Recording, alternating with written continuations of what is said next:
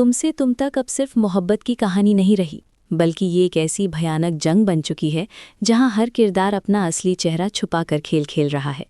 झींडे जब मीरा के करीब आता है तो हवा तक भारी हो जाती है और उसकी हल्की सी मुस्कुराहट ये बता देती है कि जो होने वाला है वो सिर्फ धमकी नहीं बल्कि लाशों से भरा सफ़र होगा।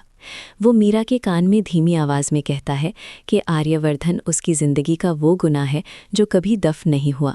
और अगर किसी ने भी उस गुनाह को बचाने की कोशिश की तो खून सिर्फ बहेगा नहीं बल्कि मिसाल बनेगा।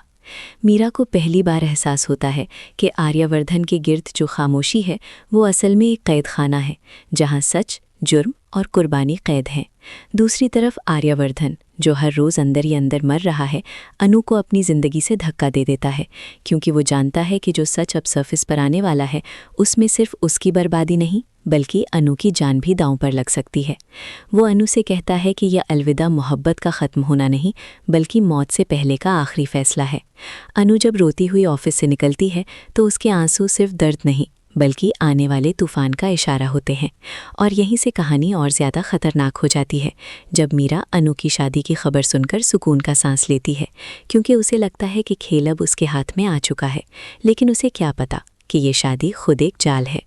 फिर आता है वो मंज़र जब गोपाल अनु को मंदिर ले जाता है, जहाँ घंटियों की आवाज़ के बीच अनु और आर्यवर्धन की नज़रें टकराती हैं, और उसी लम्हे अनु को महसूस होता है कि आर्यवर्धन की आंखों में मोहब्बत से ज़्यादा खौफ छुपा है।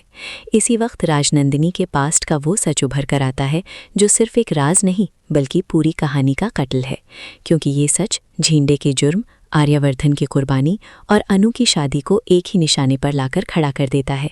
और फिर आएगा वो सीन जहां आर्यवर्धन और अनु आमने सामने होंगे, लेकिन इस दफ़ा हाथ पकड़ने के लिए नहीं बल्कि सच बोलने के लिए, फैसले लेने के लिए और शायद किसी एक के लिए सब कुछ कुर्बान करने के लिए।